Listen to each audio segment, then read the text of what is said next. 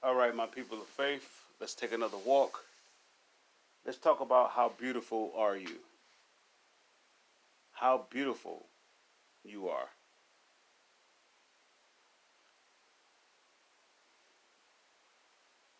You ever looked in the mirror and didn't, and well, you couldn't recognize who you were?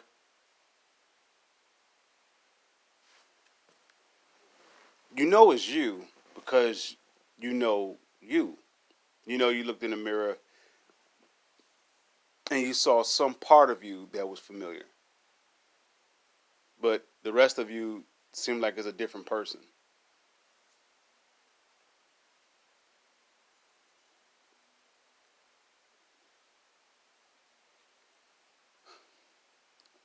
On an average, our soul, mind, will, emotion, intellect, and imagination absorbs thoughts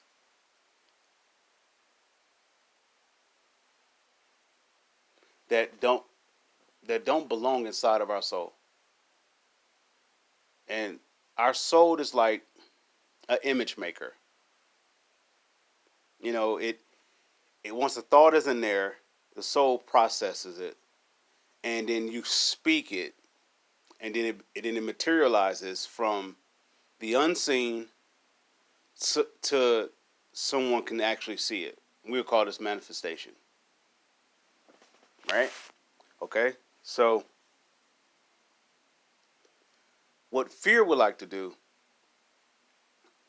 fear would like to drop raindrops of thoughts into the soul that is involving fear or to embrace fear or to secure fear or to protect fear. This what thoughts from fear would like to do inside the soul. It wants to put thoughts in there that will actually keep fear from being forced out of the earth. All right? Jesus already did the work. This is for the believer, and I'm for the non-believer. Let's take a walk of introductory of how beautiful you are. What Jesus did in okay, you have the law. Let's say the law is going to church. Uh, you Sunday school, morning prayer, worship, the actual service or the word. This is the law. And what I mean by the law, this is the rules and regulations of conduct of being a believer. Right? Let's say like if that's the format. That law was supposed to introduce you to the cross. The cross is the death, burial, resurrection. Now, since we wasn't around when the death, burial, and resurrection actually happened, the law is supposed to introduce us to the death, burial, and resurrection. So the actual resurrector, Jesus himself, can make a personal presence in the individual life. So we're supposed to serve or go get the law, which is go to church, so that the law can introduce us to grace. Grace is Jesus himself.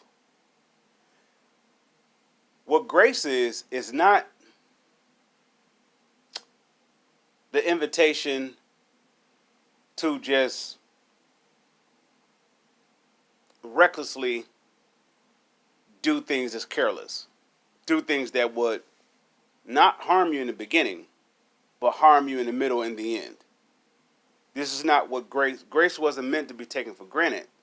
To say like, okay, Jesus cleaned our slate from all sin, all fear. He wiped the chalkboard off. But he didn't wipe that off for us to go back into the mess. That's taking grace for granted. Now, if the law was putting us in position to see Jesus, once we get to the cross, now Jesus could make himself available unto the individual. This is where grace, where they can see the fullness of grace. This is to show you how beautiful you are. Grace moves the misery, the torment, the fears, the doubts, the low self-esteem, the depression, oppression, thoughts of hatred, jealousy, thoughts of envy. It removes all the drops, the raindrops that fell from the cloud of fear that hovers the earth. Now, in the spirit realm, Jesus removed it. He wants us to make the manifestation happen from the spiritual realm to the natural realm, so that the ones who can't see can see. The ones who can't see in the spiritual realm, that they actually can see in the spiritual realm. This is the great liberation from sin and death. Okay? How beautiful for the person who looks in the mirror and they don't see love, they don't see joy, they don't see peace, they don't see success, they see how to be successful, how to be loved, how they want love, how they need peace, how there is no peace in their life. They see all these different thoughts. This came from the raindrops of the cloud of fear.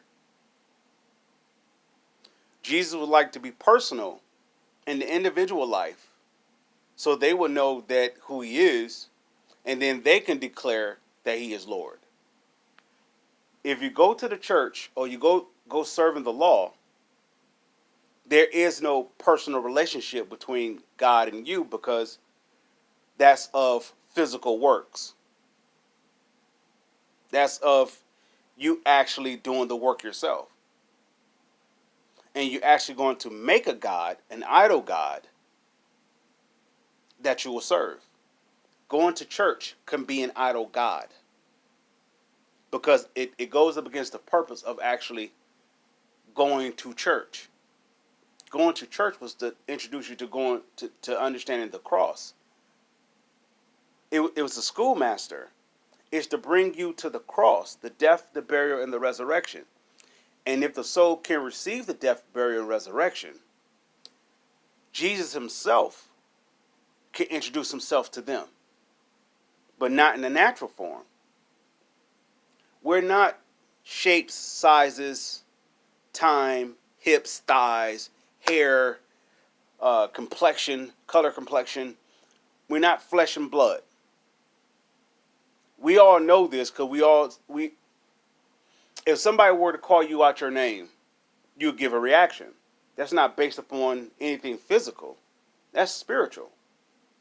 Your name has a significance to it. You go by that significance. So if anybody address you outside of that significance, it's a defense, it's a offense. There's an automatic mechanism to shut it down.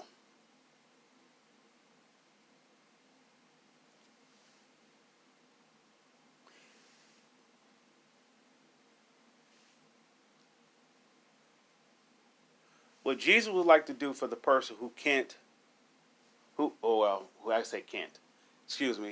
the person who haven't been able to see themselves. They see what others, the thoughts of others have projected for them to be. They see thoughts that they're supposed to be rich. They see thoughts that they're supposed to be skinny or thick or tall. These are all physical traits, right? These are physical traits. The spirit of fear planted this inside one soul. Dropped the raindrop and went inside one soul. One soul confessed it. This is how they wanted to be. They made an image. So if that person actually has power, but not power of good, of harmony, of peace, of kindness, of truth, of honesty, is going to project the image that's going to put that soul in torment, toiling, misery, agony, fear. It's all going to be fear-based. It's going to be in panic. It's going to be in anxiety. It's going to be a living hell. That soul is actually going to be in hell, and they're going to want out. So when they look in the mirror and they see themselves face to face, looking in the mirror, they can't see love, kindness, peace, honesty. They see all the opposite. Because one person of power, not of good, but of the physical, they got embraced with some power. And they didn't get it from anything of truth. They inherited from a lie, which makes them a thief. They took that power. What fear did, it went inside their soul, and they was on this plateau of authority. They spoke an image. And since they have this reigning authority where people submit to it, they don't object to it. They don't oppose to it. And if you do, since it's in authority, there will be a severe act of punishment for that. We'll call it treason or whatever. And if it's called treason, therefore, you will be handled accordingly. Right? So they project this thought, and those who are under the sound of this thought will become it. That thought will be transferred from that one person to persons, to a household, to a community, to a city, to a state, to countries.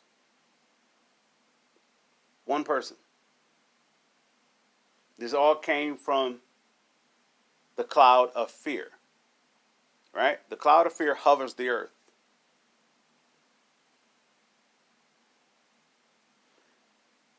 However, this cloud of fear is only in those who hasn't surrendered to the death, the burial, and the resurrection.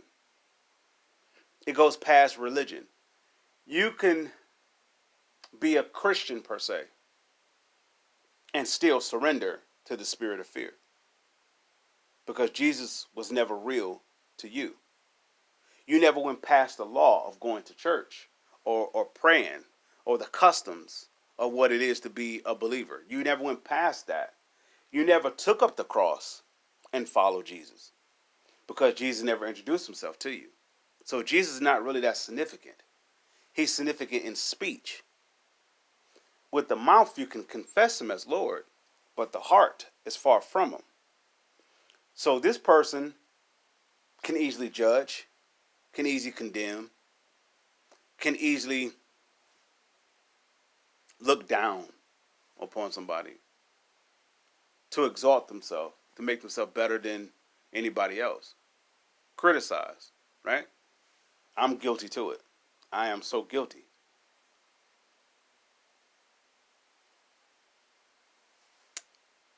This person sits on a seat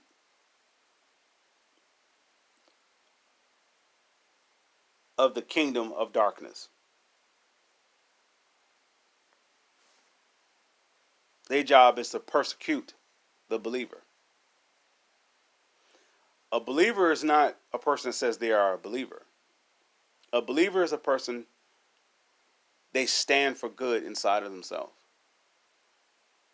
it is a goodness inside of them that they inherited, which we all did, and they stand for it. The person who is in position on in like well those a person or the soul that's on the board of directors appoints an assignment for those who are up underneath, who submits to that authority. So if you are on the board of darkness to judge, to criticize, to manipulate, to basically enslave, you're working for the enemy's kingdom, in which is your assignment is anything that's of good. Your assignment is to tear it down. This is why a virgin is no longer a virgin. Right? This is why the son and the daughter raise their voice against their mother. This is why the father leaves the home of his wife and children. This is why a guy can go to not only be with one woman that's not his wife, but several women that they don't even love. They can just be with them, enter them, and destroy them. This is why women can have a fury so strong, the gates of hell don't stand a chance, because she will be an inheritant of the gates of hell. You know what I mean? She'd be an inheritance to hell itself. She would have. I'm sorry. Let me say this. She would have inherited the power of darkness, and this would accumulate such a fury. There will be such a power in her.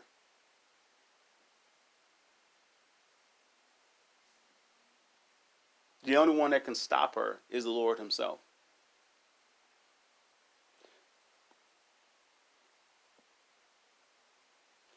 We know we all have a past. Unfortunately, for a lot of us, it's unfortunate. I mean, it's terrible. It's if we could, we would like to make it unforgettable. I mean, well, I'm sorry, not unforgettable. We would like to make it forgettable, and we would like to have a forgiveness to our soul, like it never happened. Let me introduce you to Jesus. Let me introduce you to the cross, the death, the burial, and the resurrection. We heard all that before. We went through the law. We went through the law of going to church. We served the law. We know the law. We know the customs. But now it's time to inherit the kingdom of heaven. Now it's time to be a citizen of something even greater. To be able to look in a mirror and to declare a love that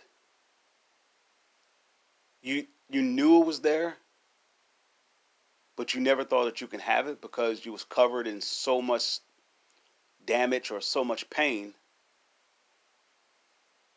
You can never see it. So we learned how to limp on. We learned how to take that damage and that baggage and put it on our back and carry it wherever we go. And that damage, that pain, that baggage is only going to draw more pain. It's a magnet to itself. This is why misery loves company. It's going to feed of its own. Misery hate to be around the opposite of itself. If you find somebody that's miserable, you don't find them hanging around people that's overjoyed. You don't. If they do, they are there on assignment to destroy that spirit that's inside that person that's overjoyed. The kingdom of heaven is it's nothing physical, because you're nothing physical. You're not your fingers. You're not your toes. This is a temple, a vessel that you as a spirit live inside, that you tell the fingers to move and they move. You tell this is the kingdom of heaven. The kingdom of heaven is spirit. It's past the sight of what you can see. But can your soul imagine a place? Can you imagine this world where nobody's being killed? Nobody is hurting each other? Is almost impossible to imagine because our soul is covered in fear. And I'm not speaking of fear as in someone jumping out and startling you or catching you off guard and you get spooked a little bit. Those are like raindrops of fear. Fear itself, it covers the whole entire soul. And it actually talks to you. It's like like a puppet master. It has strings and it covers your mouth when you want to speak up for something that's good or something to do something that's right. Let's say, for example, if you get a thought to give away your last dollar, the thought of fear would say, what about you? But if you give this away, what's going to happen to you? Where are you going to get your money from? Whatever. That's what fear does. Fear is assigned to stop the progression of a soul being free from the curse. Jesus removed it all. But if we're not inside him, we are serving the curse. So if we're going to serve, if we're serving the curse, and if we don't obey the laws of the curse, we will be punished accordingly. If you don't get the education, you don't get the job. If you don't get the job, you don't get the money to be provided for.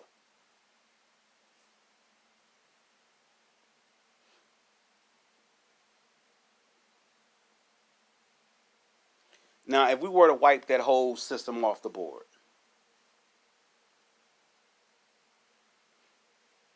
I didn't go to school, so I didn't get the job. I didn't get the job, but how do I suppose to survive?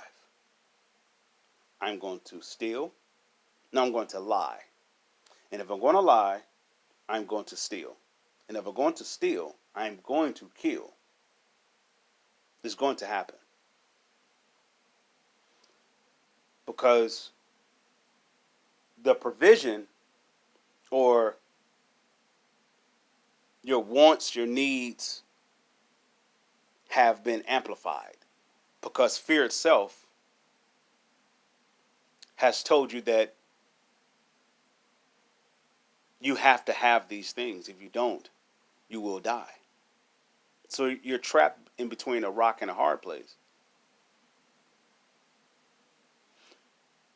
The spirit of fear enslaves, and it starts when we're in the womb. When we're in our mother's belly, it starts. So a lot of fear that we have is inherited. Let's take, for example, a little girl that's 6 years old, or a little boy that's 6 years old, and they are forced to do something against them that they don't want to do. That's inside their soul. You take a person,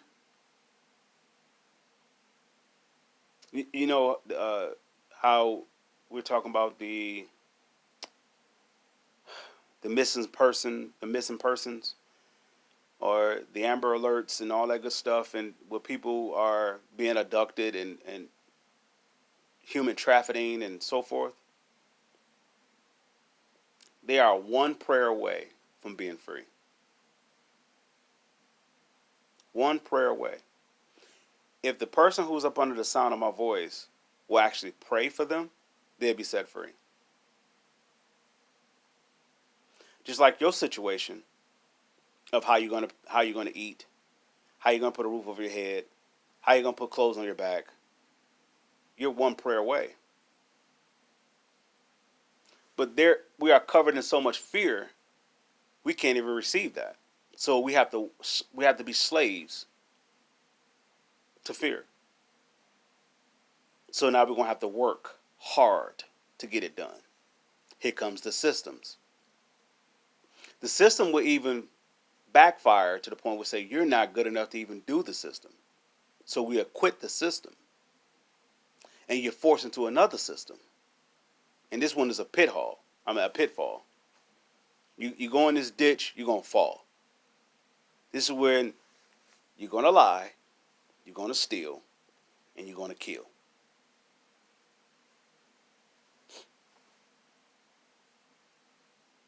You're gonna get what you want, but you have no one to protect you for what you got. You ever heard somebody tell you don't buy nothing that's hot? Because all that does is allow a person to steal from you. This is that system. And it's all come from the system of fear. But if that person could look in the mirror and tell themselves, I love you. Like if their name is Nicole or if their name is Jonathan. And they say, Jonathan, I love you. Their soul is so covered in the system of fear. They are seated on the board or they are part of the congregation of darkness. They can't even see what that word actually did. Which is more powerful, money or words? Somebody would say money. Because if I had the money, I could tell people what to do. Without a doubt, I could have this order. Okay. Or the flip side of that, somebody could say, if I have words, I can actually create money. Where do you think an invention comes from? It don't come from money. It comes from words. The person has the thought, they confess the thought, and now it becomes an image. Now the money comes. When you serve fear, you work the other system. I got to get the money so I can speak the words of power. Because money itself is a spirit of fear. The love of money is a spirit of fear. And it grants you a deceptive power. The power is not real. This is why you work hard to get more money. Greed takes over. Envy takes over. Jealousy takes over. Hatred takes over. Now, who are you going to get to protect you from all of that? Because this is what you invited to come towards you because you love the money. You invited this because it's a package deal. Who are you going to get to protect you from all of those forces that's going to come? This is why a person that's rich never have a piece of sleep. How can a mind have peace when they have to watch fear? Fear is of torment. That's why there's no love in it. But perfect love casts out fear because there's nothing greater than love. Isn't it interesting, though? You can have all the money, but you don't have no love. You have the acts of trying to show love. And when that burns out, you quit because you don't have no root connected to love. And you're going to serve fear. The system is already there. It's either the kingdom of heaven or kingdom of life or light, or it's the kingdom of darkness, which is hell, which is torment, which is fear. There's only two kingdoms that your soul is going to inherit thoughts from, that you can produce fruit from your mouth. That you, whatever that you're going to say is going to happen. If that person can look in the mirror and they can see themselves and they can see love, they can see kindness, they can see peace, they will never be without. As long as they stay connected, their root is connected to the kingdom of God, the kingdom of light, the kingdom of true power, the kingdom of love. If they stay connected to that, whatever they say, they don't have to worry about it being cursed or walk around with a hole in their pocket. A person who goes so high and falls down is a person that's walking up under the curse. Somebody say, like, well, how do you know? Have you ever seen a healthy soul struggling? I mean, they got peace, they got joy, they got love, they got honesty, they got confidence, they got boldness, they got integrity. They have all these, they have innocence, they have all these traits. Have you ever seen them like just like destroyed, like their life is over? No, because they're healthy. Fear convinced us to say health is not spiritually, it's physical. So we mentally put ourselves in this position that the best way to have for us to have a good life is to physically work hard at it. You're a slave. You're a slave to fear. True freedom or true liberation or true quality of happiness, or I can say happiness, well, I say of joy, is never physical. You're supposed to say something and it's supposed to react. Let's take an example for those who do believe in Jesus. Jesus with the fig tree. There was a fig tree, and I guess it was in season or out of season. I'm not quite sure. Somebody can correct me. Let's say if the tree was in season, which means it's supposed to produce a fruit. Jesus was hungry. He went to this tree. It didn't have no fruit. So he said, this day forward, this tree won't produce anything. In other words, he basically said it has no point of existing. Because the point of his existing of his existence was to produce for Jesus. Not just Jesus because he's the Son of God, but for humanity. His job was to bear fruit for us to eat from. And since it didn't do its job,